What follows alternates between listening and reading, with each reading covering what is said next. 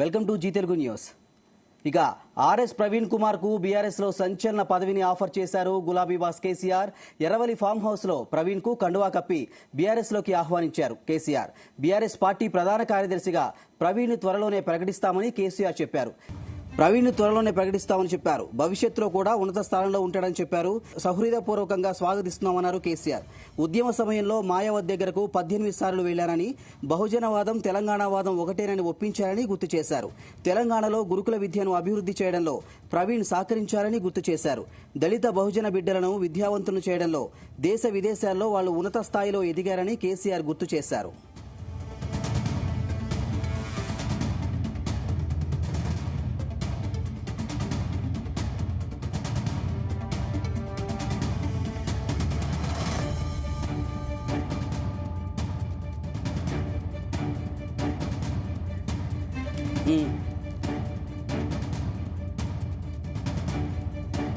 RS Praveen Kumar కు బీఆర్ఎస్ లో సంచలన పదవిని ఆఫర్ చేశారు గులాబీ boss KCR. Erravalli farm house లో ప్రవీణ్ కి కండువా కప్పి బీఆర్ఎస్ లోకి ఆహ్వానించారు కేసీఆర్. బీఆర్ఎస్ పార్టీ ప్రధాన కార్యదర్శిగా ప్రవీణ్ ను త్వరలోనే ప్రకటిస్తానని కేసీఆర్ చెప్పారు. భవిష్యత్తులో కూడా ఉన్నత స్థానంలో ఉంటాడని చెప్పారు. ప్రవీణ్ ను హృదయపూర్వకంగా స్వాగతిస్తున్నానని కేసీఆర్. ఉద్యమ సమయంలో మాయావతి దగ్గరకు 18 సార్లు వెళ్లారని, బహుజనవాదం తెలంగాణవాదం ఒక్కటేనని ఒప్పించారని గుర్తు చేశారు. తెలంగాణలో గురుకుల విద్యను అభివృద్ధి చేయడంలో ప్రవీణ్ సహకరించారని గుర్తు చేశారు. దళిత బహుజన బిడ్డలను విద్యావంతులను చేయడంతో దేశ విదేశాల్లో వాళ్లు ఉన్నత స్థాయిలో ఎదిగారని కేసీఆర్ గుర్తు చేశారు.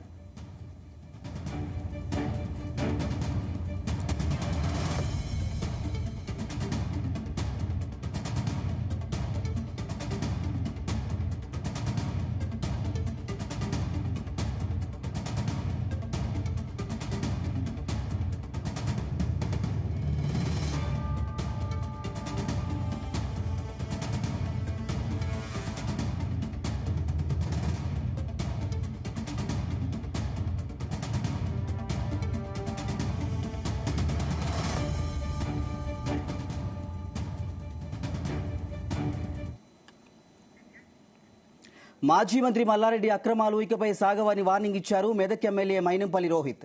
మల్లారెడ్డి ఫ్యామిలీ విద్య, వైద్యం, రాజకీయం పేరుతో కోట్లు దండుకున్నారని ఆరోపించారు. ఇన్ని రోజులు బీఆర్ఎస్ ప్రభుత్వంలో దోచుకుని దాచుకున్న ప్రతి పైసా బయటకు వస్తుందన్నారు మల్లారెడ్డి. మల్లారెడ్డి యూనివర్సిటీలో చదువుతున్న విద్యార్థులకు అన్యాయం జరిగితే ఊరుకునే ప్రసక్తే లేదన్నారు రోహిత్. అవగాహన లేని వారు కళాశాల నడుపుకుంటూ విద్యార్థులను, వారి తల్లిదండ్రులను హింస పెడుతున్నారని మండిపడ్డారు. గురించి నేను ఏం మాట్లాడాలండి? వాళ్ళకి రాజకీయం అంటే ఒక వ్యాపారం ఉండొచ్చు. వాళ్ళు వ్యాపారాలని రాజకీయాల కోసం వాడుకుంటారు, రాజకీయాలని వ్యాపారాల కోసం వాడుకుంటారు. మేము అట్లా ఎప్పుడు కూడా చేయలే. మేము ఎప్పుడు కూడా ప్రజల తరఫున ఉన్నాము, ప్రజల కోసం కొట్లాడినాము, విద్యార్థుల తరఫున ఉన్నాము అని చెప్పి మీ అందరు కూడా తెలియజేసుకుంటా ఉన్నా. అంటే నేను ఎమ్మెల్యే కాకముందే నేను అనుకోవడం జరిగింది, విద్యా వైద్యం అనేది చాలా ముఖ్యం, ఎడ్యుకేషన్ అండ్ హెల్త్ అనేది చాలా ముఖ్యము. So I always wanted to, అంటే విద్యా వైద్యం ఎప్పుడు కూడా మంచిగా చేయాలని చెప్పి మరి నా కోరిక ఉండే.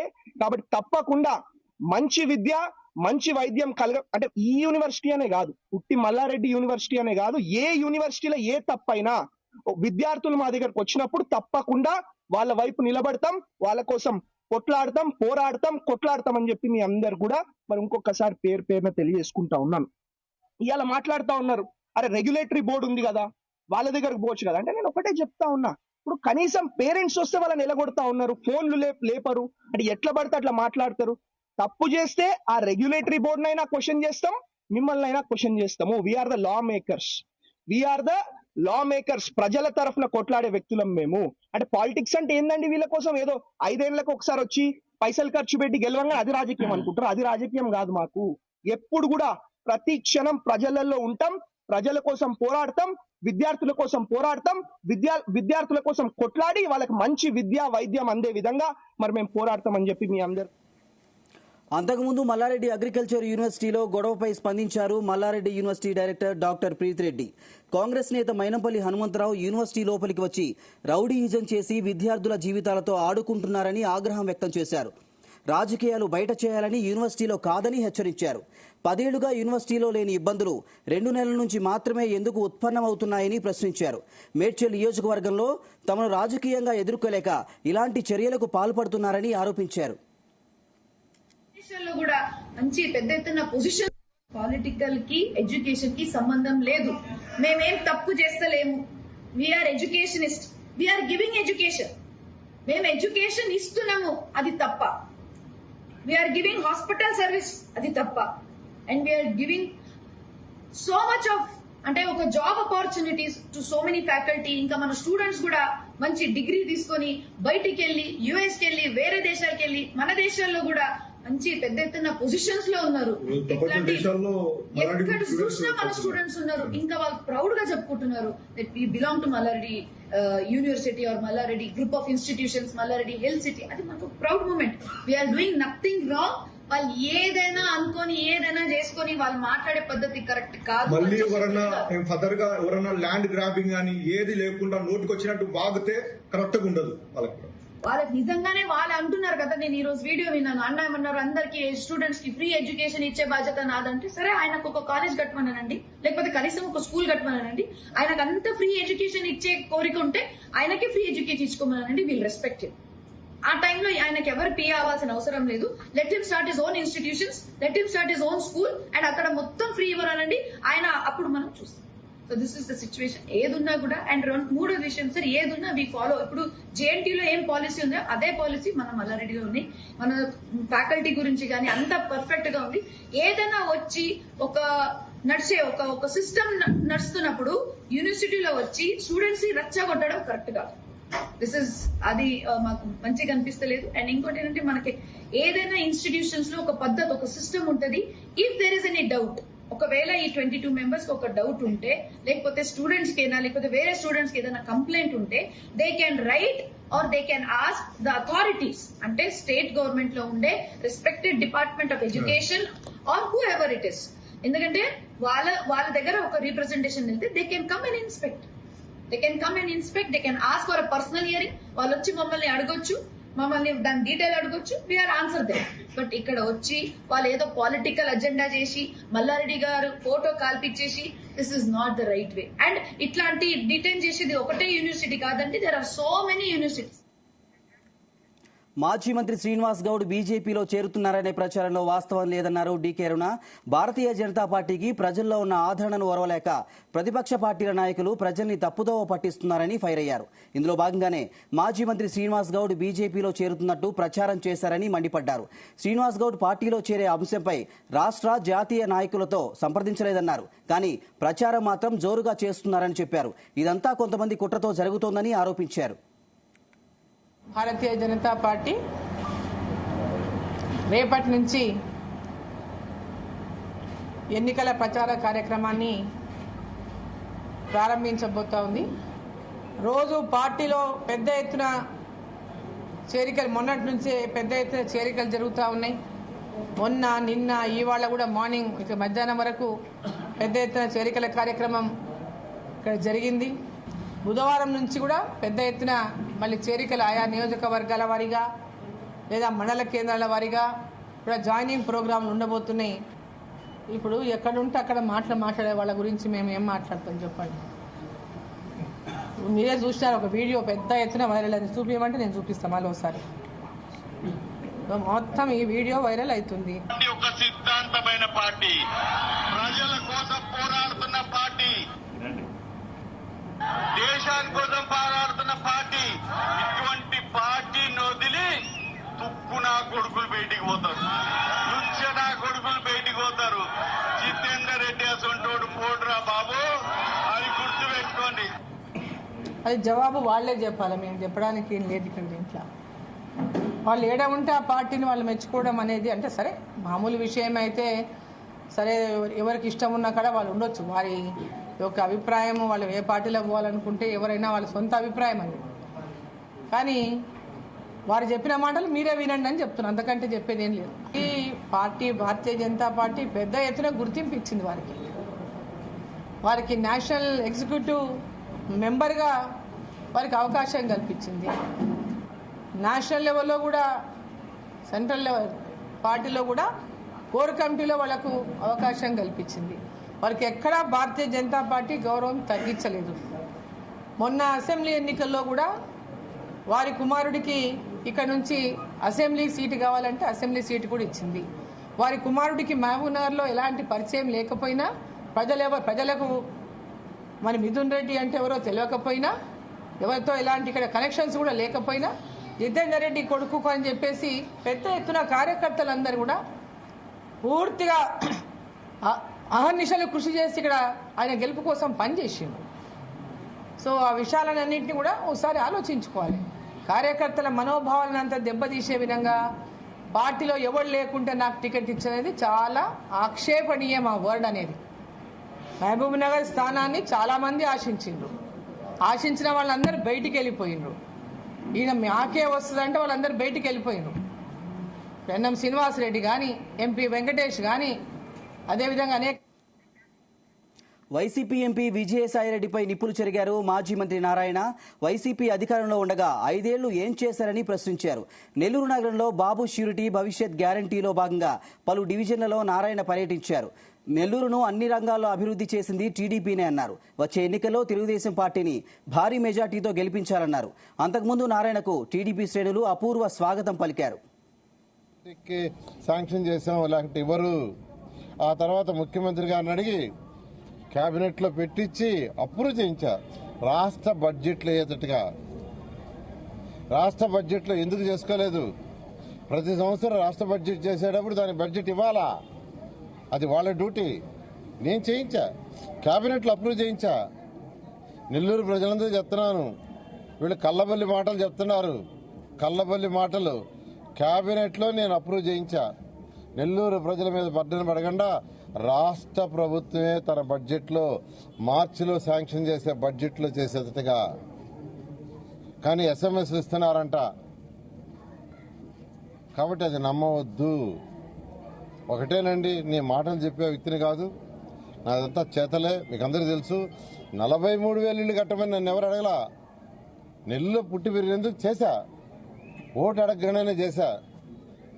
ఏ పని చేసినా 2014లో నేను ఎవరిని ఓటు అడిగి ఎక్కడా గెలవలేదు. తెలుగుదేశం పార్టీకి 1993 నుంచి చేసిన సేవకు గాను నన్ను మంత్రిగా చేశారు. మంత్రిగా వచ్చిన ఆపర్చునిటీ రాష్ట్రానికే కాదు, అమరావతి రాజధానికే కాదు, నెల్లూరు ప్రజలకు కూడా. నెల్లూరు ఎన్నికల నియమావళి ఉల్లంఘనపై కడప జిల్లాలో మొట్టమొదటి కేసు నమోదైంది. ప్రొద్దుటూరు పట్టణంలోని ఆంధ్రకేసరి రోడ్డులో నిన్న నూరు భాష దూదేకుల సంఘం ఆధ్వర్యంలో సంఘం సభ్యులు ఆత్మీయ సమావేశం ఏర్పాటు చేశారు. ఈ సమావేశానికి పెద్ద సంఖ్యలో మహిళలు పాల్గొన్నారు. సమావేశంలో పాల్గొన్న మహిళలకు టోకెన్ ఇచ్చి చీరల పంపిణీ కార్యక్రమం చేపట్టారు. ఈ కార్యక్రమంపై ప్రొద్దుటూరు రిటర్నింగ్ అధికారిని విచారణ చేపట్టి 2 టౌన్ పోలీస్ స్టేషన్లో ఫిర్యాదు చేశారు. దీంతో దస్తగిరి, నాగూర్ అనే 2 వ్యక్తులపై పోలీసులు కేసు నమోదు చేశారు.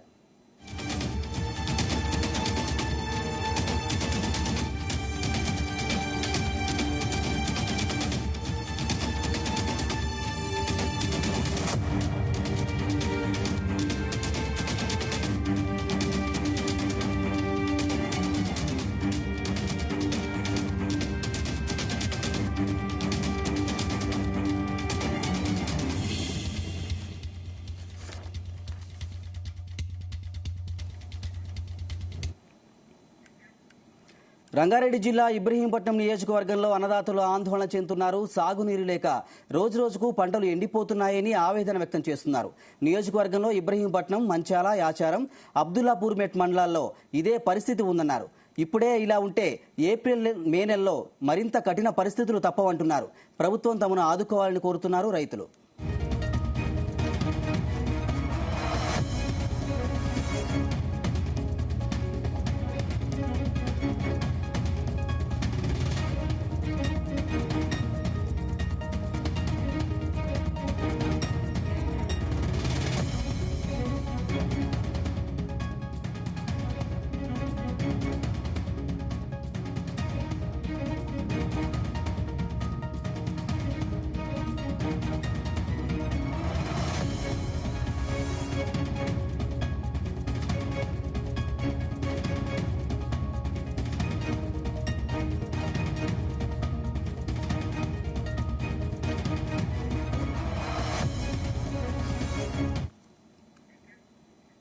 బీఎస్వీ chief RS Praveen Kumar BRS పార్టీలో చేరారు. బీఆర్ఎస్ అధినేత కేసీఆర్ సమక్షంలో గులాబీ కండువా కప్పుకున్నారు. ఎర్రవల్లిలోని ఫామ్ హౌస్లో ఆర్ఎస్ ప్రవీణ్ కుమార్కు కేసీఆర్ గులాబీ కండువా కప్పి పార్టీలోకి ఆహ్వానించారు. ఆర్ఎస్ ప్రవీణ్తో పాటు బీఆర్ఎస్ రాష్ట్ర నాయకులు, జిల్లా పార్టీ నాయకులు భారీ సంఖ్యలో బీఆర్ఎస్లో చేరారు.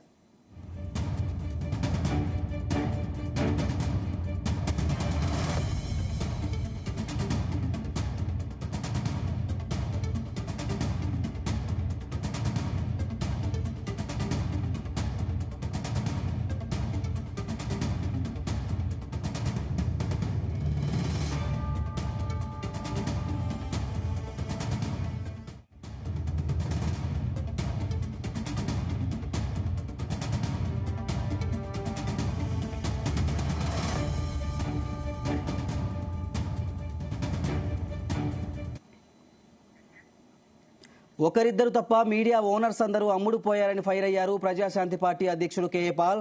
అందరికీ ఇచ్చినట్టు తనకు ఎందుకు కవరేజ్ ఇవ్వడం లేదని ఆగ్రహం వ్యక్తం చేశారు. తాను శపిస్తే మీడియా ఓనర్స్, వారి కుటుంబాలు నాశనమైపోతాయని వార్నింగ్ ఇచ్చారు. పనికి మాలిన వాళ్ళందరికీ లైవ్ కవరేజ్ ఇస్తారా, ఫ్రంట్ పేజీలో వేస్తారా అంటూ తీవ్ర స్థాయిలో మండిపడ్డారు. తనను కవర్ చేయకపోతే దేవుడు వారి కుటుంబాలను సర్వనాశనం చేస్తారన్నారు. లేకపోతే తన పేరు కేఏ పాల్ కాదన్నారు. ఇది కేవలం మీడియా సీఈఓలకి, సీనియర్ రిపోర్టర్స్ కి, కెమెరామ్యాన్స్ కి, రిపోర్టర్స్ కి వినండి. మీడియా ఓనర్స్ అమ్ముడుపోయారు, ఒకరిద్దరు తప్ప. ఇంత పెద్ద ఆర్డర్ ఇవాళ వస్తే ఒకడైనా లైవ్ ఇచ్చాడా? ఒక ఛానల్ లైవ్ స్టార్ట్ చేసి ఆపేసింది. 2 ఛానల్ తప్ప టాప్ 10 ఛానల్లో ఎవరూ రాలా. నేను చెప్తున్నాను, ఇలాంటి ఆర్డర్ ఎవడైనా తెచ్చాడా? ఏప్రిల్లో ఎలక్షన్ వద్దు, మేలో ఎలక్షన్ పెట్టమని మార్చి 14ని హైకోర్టు ఆర్డర్ ఇచ్చింది. ఎలక్షన్ కమిషన్ ఒప్పుకున్నారు. అందుకనే దేశాయ్ గారు ఏమన్నారు, మేము ఎలక్షన్ 4th ఫేజ్ లో పెడుతున్నామని ఇవాళ కోర్టులో ఆర్డర్ ఇచ్చారు. కౌంటింగ్ వెంటనే చేయమని మరలా ఇవాళ ఆర్డర్ ఇచ్చారు. ఇవన్నీ సత్యాలు కదా? స్టీల్ ప్లాంట్ అమ్మడం ఎంత అమ్ముతున్నారు, ఎందుకు అమ్ముతున్నారు, ఎంత ఉంది, ఎవరైనా తెచ్చారా? చరిత్రలో 3 సంవత్సరాలు అయింది, చాలా మంది పిల్లేశారు. ఒకరైనా స్టీల్ ప్లాంట్ గురించి ఆర్డర్ తెచ్చారా? ఒకరైనా 77 సంవత్సరాల్లో ఎలక్షన్ పోస్ట్ పోన్ చేయించారా? 2004, 9, 14, 19 ఫేజ్ 1లో జరిగాయి. ఇప్పుడు ఫేజ్ 4లో జరుగుతున్నాయి. మీడియా ఓనర్స్ గమనించండి, నేను శపించానంటే మీరు మీ కుటుంబాలు నాశనం అయిపోతాయి న్యాయం చేయకపోతే. పనికిమాలందరికీ లైవ్ కవరేజ్ ఇస్తారా, రిపోర్ట్ చేస్తారా, ఫ్రంట్ పేజీలో చూపిస్తారా? పేర్లు చెప్పను. దేవుడు మీ కుటుంబాన్ని సర్వనాశనం చేయకపోతే నా పేరు కేఏ పాల్ కాదు. దేశం కొరకు వచ్చాను, రాష్ట్రం కొరకు వచ్చాను, ప్రజల కొరకు వచ్చాను. ఏ మీ కులంలో పుట్టలేదని నన్ను ఇలా చూస్తున్నారు? ఆ ప్యాకేజ్ టార్గెట్ ఇస్తారు, డే అండ్ నైట్ ఇస్తారా? ఒక్క పని చేయని మోదీకి డే అండ్ నైట్ ఇస్తారా? ఓటు బ్యాంక్ లేని శర్మిలాకి మీరు డే అండ్ నైట్ 3 సంవత్సరాలు తెలంగాణలో కవరేజ్, ఇప్పుడు ఆంధ్రాలో కవరేజ్ ఇస్తారా? ఇదా మీరు చేస్తుంది న్యాయం? మీడియా రిపోర్టర్స్ ప్రజలకు చెప్తాను, ఏ ఛానల్ వాచ్ చేయొద్దని. అంతేకాకుండా ఓనర్లు ఎవరు, ఎలా సంపాదించారు డబ్బులు, పిల్లేసి మీ ఎంట పడతా. ఇప్పుడు మెగా కృష్ణారెడ్డికి ఎలాగైతే పిల్లేసి నేను ఎంట పడుతున్నాను, ఎవరిని క్షమించను, దేవుడు క్షమించడు, నేను క్షమించను, ప్రజలు క్షమించను. ఇప్పుడైనా బుద్ధి తెచ్చుకొని న్యాయం చేయండి. కనీసం అందరికి ఇచ్చినట్టు మాకు కూడా కవరేజ్ ఇవ్వండి, లేదా దేవుని ఉగ్రతకు పాల్పడండి, చరిత్రహీనులు కండి. హైదరాబాద్ ఉస్మానియా యూనివర్సిటీలో ముదిరాజ్ కులస్తుల సమ్మేళనం నిర్వహించారు. ఈ ఆత్మీయ సమ్మేళనంలో తెలంగాణలోని 33 జిల్లాల ముదిరాజ్ సంఘం నాయకులు పాల్గొన్నారు. ముదిరాజ్ కులస్తులకు 10,000 కోట్లతో ప్రత్యేక కార్పొరేషన్ ఏర్పాటు చేసినందుకు ఆ కులస్తులు సీఎం రేవంత్ రెడ్డికి ధన్యవాదాలు తెలిపారు. ఈ సందర్భంగా తమను బీసీడీ నుంచి బీసీఏలో కలపాలని కోరారు.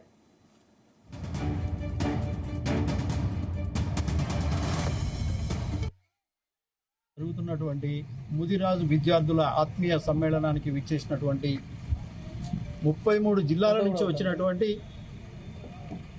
వివిధ జిల్లాల నుంచి వచ్చినటువంటి విద్యార్థి సంఘాలు అందరూ కూడా కలిసికట్టుగా ముదిరాజుల యొక్క డిమాండ్లను నెరవేర్చాలన్న ఉద్దేశంతో ఇక్కడ ఆర్ట్స్ కాలేజీలో ఒక సమావేశాన్ని ఏర్పాటు చేయడం జరిగింది. ఆ సమావేశం యొక్క ముఖ్య ఉద్దేశం ఏమిటి అంటే, విద్యార్థులకి వివిధ జిల్లాల్లో ప్రతి జిల్లాకి ఒక హాస్టల్ భవనాన్ని ఏర్పాటు చేయాలనే సంకల్పంతో మరియు ముదిరాజులకి ప్రత్యేక కార్పొరేషన్ ఏర్పాటు చేయాలని మరియు హైదరాబాద్లో రాష్ట్ర రాజధాని అయినటువంటి హైదరాబాద్లో ఒక హాస్టల్ భవనాన్ని ఏర్పాటు చేయాలి. వివిధ జిల్లాల నుంచి వచ్చినటువంటి వాళ్ళు షెల్టర్ ఉండాలన్న ఉద్దేశంతో వారందరూ కూడా కోరడం జరిగింది.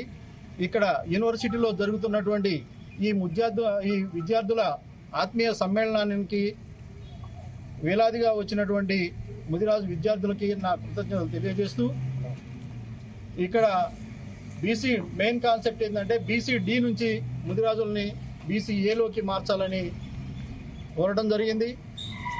నెక్స్ట్ వారికి ప్రత్యేక కార్పొరేషన్ ఏర్పాటు చేసి 10,000 కోట్లతోటి ప్రత్యేక కార్పొరేషన్ ఏర్పాటు చేయాలనేసి భావించడం జరిగింది. జరుగుతున్నటువంటి ముదిరాజు విద్యార్థుల ఆత్మీయ సమ్మేళనానికి విచ్చేసినటువంటి 33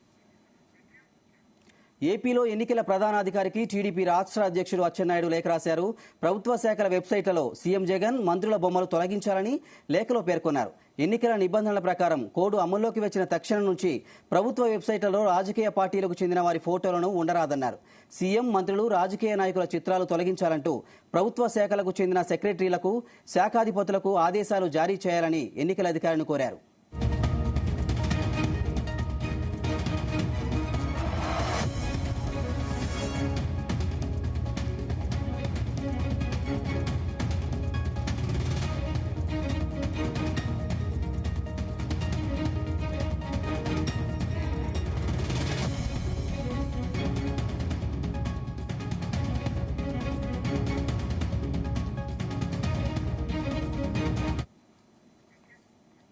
చిలకలూరిపేట ప్రజాగళం సభకు రాష్ట్ర నలుమూలల నుంచి అంచనాలకు మించి జనసందోహం వచ్చిబాటి పుల్లారావు జన సమీకరణాన్ని చూసి ప్రధాని మోదీ ఆశ్చర్యపోయారన్నారు. ఒక్క చిలకలూరిపేట నియోజకవర్గం నుంచే 1,00,000 మందికి పైగా జనాభా వచ్చారని చెప్పారు. మూడోసారి కూడా ప్రధాని మోదీ ఉండబోతున్నారన్నారు. ప్రధాని ప్రసంగంలో 3 సార్లు కరెంటు పోయిందని, ఇది పోలీసుల వైఫల్యం వల్లే జరిగిందని ఆరోపించారు. అనుకున్న సమయానికన్నా ముందు రావటం ప్రత్యేకంగా అభినందించారు. హెలికాప్టర్లో వస్తూ చూస్తూనే, ఎందుకంటే వచ్చే జనం చూస్తే ఎటు చూసినా జనమే. ఒక కోటప్పకొండ తిరణాలలాగా ఉంది. ఆయన అందుకనే కోటప్పకొండ కూడా గుర్తు చేశాడు. ఆంజనేయ స్వామి, ప్రసన్నాంజనేయ స్వామి టెంపుల్ కూడా పక్కన ఉన్నట్టు ఒక చరిత్ర అది. నేను మీటింగ్ లో చెప్పాను, మీరు వినుంటారు. అదేవిధంగా చిలకలూరిపేట చూస్తున్నారు మీరు. ఎంతమందిని మారుస్తారో ఇంకా ఈ నెలలో. ఇప్పుడు ఎంతమందిని మార్చారో మీరు చూశారు, నేను చెప్పనక్కర్లా. ఆ విధమైనటువంటి పరిస్థితి చిలకలూరుపేటలో ఉంది. చంద్రబాబు గారి దగ్గర నుంచి నా కుమారుడు శరత్ వరకు ఎవరిని వదిలిపెట్టలా, పిల్లలను కూడా వదిలిపెట్టాల. ఏ తప్పు చేయాలి, మేమెందుకు భయపడాలి? భయపడాల్సిన అవసరం లేదు. మేము ప్రజల్లో ఉన్నాం. జగన్మోహన్ రెడ్డి దాకా తాడేపల్లి ప్రదేశంలో 4 గోళ్ల మధ్య లేము. ఓట్లేసిన ప్రజలను మోసం చేసి 4 గోళ్ల మధ్య ఉన్నాడు జగన్మోహన్ రెడ్డి. కనుక ఏంటంటే ఆశ్చర్యం ఏంటంటే ఒక టెర్రరిస్ట్ లాగా తిప్పారు ఆ రోజు. ఆశ్చర్యం. ఏ స్టేషన్లో ఉంచారో చెప్పరు. ఏముందని, ఏం తప్పు చేశామని? ఏ తప్పు చేయదు, ఏ సంబంధం లేదు. కేవలం పొలిటికల్ కక్ష సాధింపు స్పష్టంగా కనపడింది. పిల్లలను కూడా వదిలిపెట్టల. చంద్రబాబు గారి దగ్గర నుంచి ఎంతమంది నాయకులు మన పార్టీకి సంబంధించినటువంటి వాళ్ళు తప్పకుండా మూల్యం చెల్లించుకుంటాడు జగన్మోహన్ రెడ్డి. ప్రధానమంత్రి గారు, చంద్రబాబు గారు, పవన్ కళ్యాణ్ గారు అద్భుతంగా సభ నిర్వహించారు. ప్రధానమంత్రి మోడీ గారు పైనుంచి ఏరియాలలో మొత్తం చూసుకుంటూ వచ్చారు. భారీగా జన సమీకరణ ఉందని మోడీ గారు కూడా అభినందించడం జరిగింది చంద్రబాబు గారిని, పవన్ కళ్యాణ్ గారిని. 300 ఎకరాలకు సంబంధించినటువంటి బొప్పూడి 10 గ్రామాల రైతులు, బొప్పూడి మేజర్ గా ఉన్నారు, ఇంకా ఇతర గ్రామాల రైతులు కూడా పేరు పేరున నేను వారిని అభినందిస్తున్నాను. ఈ బొప్పూడి సభ ప్రజాగళం సభ అట్ర ఫ్లాప్ అయిందన్నారు రాజమండ్రి ఎంపీ మార్గాని భరత్.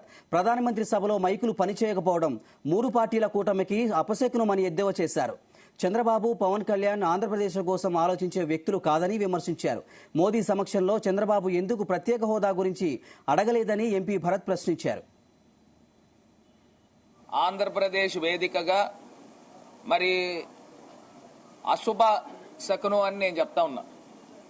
ఎందుకంటే ప్రధానమంత్రి గారు కోడ్ వచ్చిన తర్వాత, ఎలక్షన్ కోడ్ వచ్చిన తర్వాత మొట్టమొదటి బహిరంగ సభ ఆ బహిరంగ సభకు కూడా దేవుడి ఆశీర్వాదం లేదు. ఆ బహిరంగ సభలో మైక్ మాట్లాడితే మొరాయించింది. అంటే ఆంధ్రప్రదేశ్ రాష్ట్రానికి, ఆంధ్రప్రదేశ్ ప్రజలకి, తెలుగువాడి ఆత్మ గౌరవానికి అన్యాయం చేసింది ఎవరైనా కానివ్వండి. ఇవాళ పైన దేవుడు ఉంటాడు, ప్రకృతి ఏ రకంగా చూపించింది అనేది మనకు అర్థమవుతోంది. ప్రధానమంత్రి గారి సభ ఏంటి, మైకులు పనిచేయకపోవడం ఏంటండి? పోనీ ఏదో ఒకసారి ఏదన్నా ఫాల్ట్ వచ్చిందని అనుకోవచ్చు, 2-3 సార్లు. అంటే పరిస్థితులు ఏ రకంగా ఉన్నాయో ఒక్కసారి ఆంధ్రప్రదేశ్ ప్రజలను గమనించి మనం కోరుతా ఉన్నాం. ఈయన చంద్రబాబు నాయుడు గారు ఐరన్ లెగ్, మరి పవన్ కళ్యాణ్ గారు మరి ఆయన ఎందుకు కూర్చుంటున్నాడో ఆయనకి తెలియట్లేదు. అసలు ఏం చేద్దామని అనుకుంటున్నారు నాకు అర్థం కాల. ఇప్పుడు ఆంధ్రప్రదేశ్ రాష్ట్రానికి తీరని అన్యాయం చేసింది ఈ BJP party, Telugu Desam party, Janasena party కాదా అని ఇవాళ నేను సూటిగా ప్రశ్నిస్తా ఉన్నా. ఎంత అన్యాయం అండి! వీళ్ళు 2014లో ఎన్డీఏ గవర్నమెంట్ లో ఉన్నారు కదా, 14లో పోటీ చేసి ఏం చేశారు? ఆంధ్రప్రదేశ్ రాష్ట్రానికి ప్రత్యేక హోదా తెచ్చారా? లేకపోతే రైల్వే జోన్ తెచ్చారా? లేకపోతే పోలవరం ప్రాజెక్ట్ కంప్లీట్ చేశారా? వెనకబడిన జిల్లాలకి ఇచ్చిన డబ్బులు కూడా వెనక్కి లాగేసుకున్నారు కదా ఈయన బయటకు వచ్చిన వెంటనే. అసలు ఇది ఏ రకమైన అక్రమ కలయిక అని అడుగుతా ఉన్నా. ఇవి బులెటిన్ విశేషాలు. చూస్తూనే ఉండండి జీ తెలుగు న్యూస్, నిజం నిక్కచ్చిగా.